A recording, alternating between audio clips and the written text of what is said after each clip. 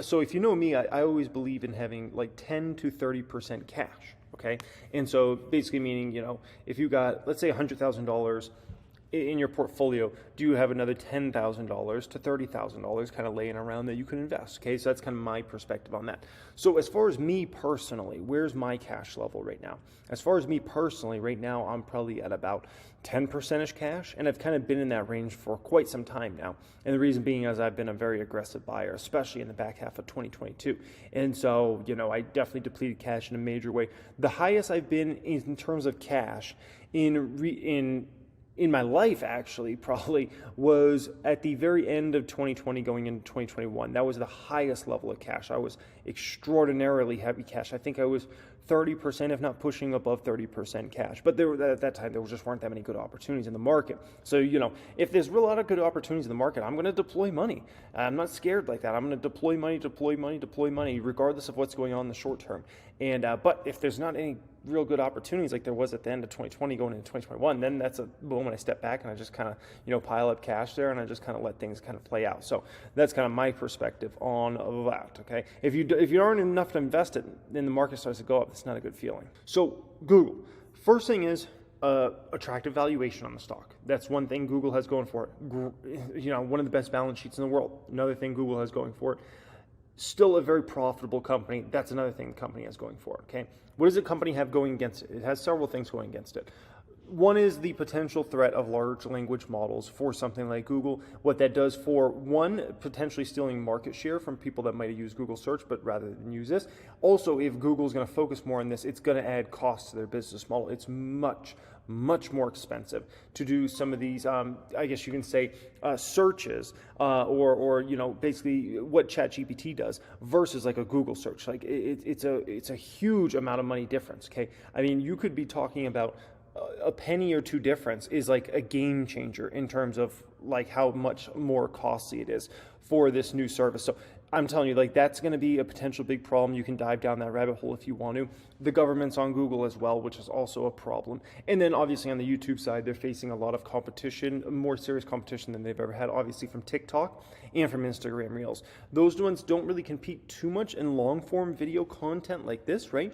But they're still competitive threats because they take time and attention away, especially from younger generations that might have previously used YouTube and now would rather just watch, 15, 30-second clips of whatever they want to watch. And so so Google has some good things, but it definitely has some bad things. And that's why this stock's kind of in no man's land right now.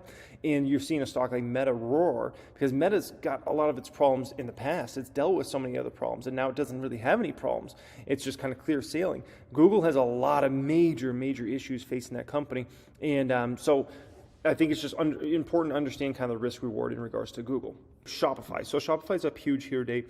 Reason being is they're selling off. Well, one, there's some excitement around the numbers and the earnings. Okay, but two, the main reason is they look like they're going back to more of an asset light business model. They're doing a big layoff here, and they sold out of one of their businesses that was kind of making them into an asset heavy business model, basically meaning capex and what it just costs to run the business is going to be exponentially more, kind of like Amazon has gone much more asset heavy over time. Because you think about Amazon, like they're not an asset light business model. And I own Amazon. I'm planning on buying it this whole year, and I love Amazon, right? And they built an incredible monopoly, but they're very asset heavy.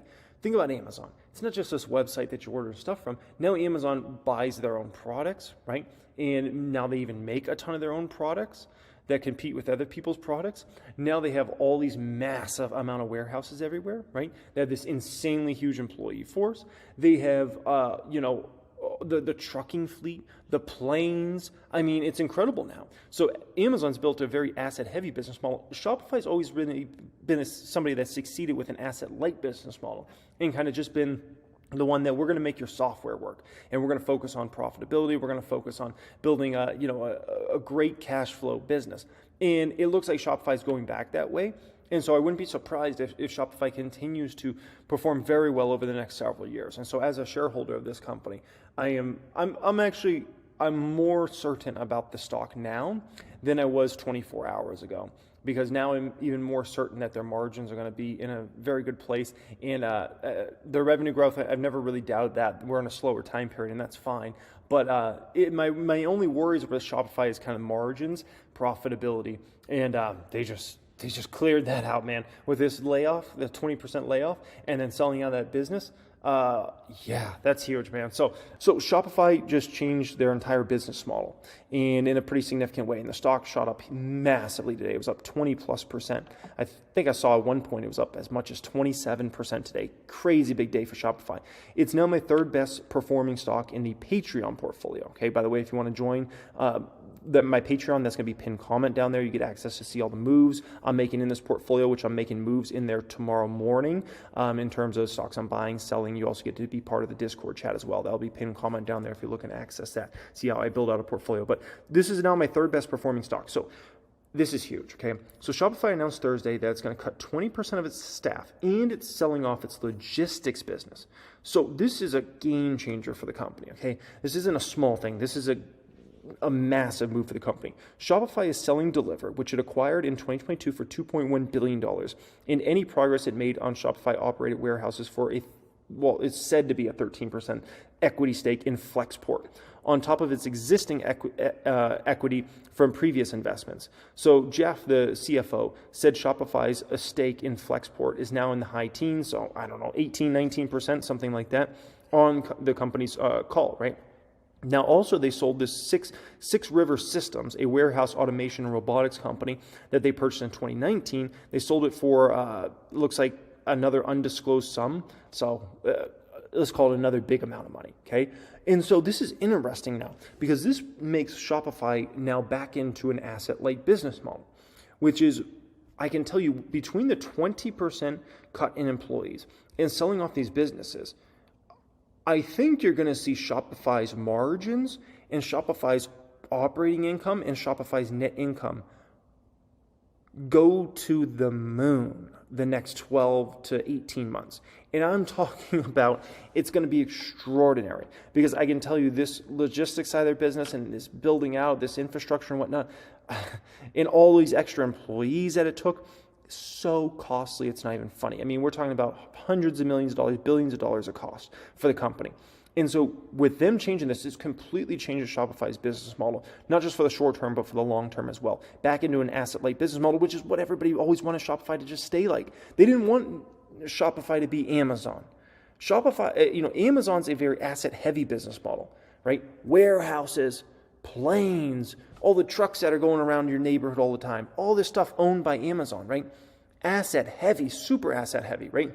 AWS having all that cloud infrastructure, that's Amazon, right? And that's fine for Amazon. It's fine for Amazon shareholders like me that are buying that stock very heavy, and we're happy it's like that. But Shopify, investors and potential investors don't want to see it be Amazon. They want this to be an asset-light business model that it's not going to have as big of a revenue number, but it's going to be extraordinarily profitable. Like a type of company that you can see 30% of its revenue hitting down to the net income line.